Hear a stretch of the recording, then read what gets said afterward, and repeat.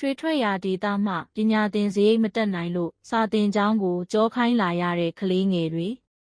တော်လှန်ရေးအင်အားစုတွေစိုးမိုးထားတဲ့စကိုင်းတိုင်းမင်းကင်းမြို့နယ်ထဲကကျေးရွာတွေမှာနေထိုင်တဲ့ကလေးငယ်တွေဟာပညာသင်စရိတ်မတက်နိုင်တာကြောင့်စာသင်ကျောင်းကိုကြောခိုင်းလာကြရပါတယ်။မင်းကင်းဒေသကစာသင်ကျောင်းတွေမှာ CDN ကျောင်းဆရာမတွေကပညာသင်ကြားပေးနေတာဖြစ်ပြီးအဲ့ဒီဆရာမတွေရဲ့စားဝတ်နေရေးအတွက်ကျောင်းသားကသဘောမျိုးပေးနေရတာပါ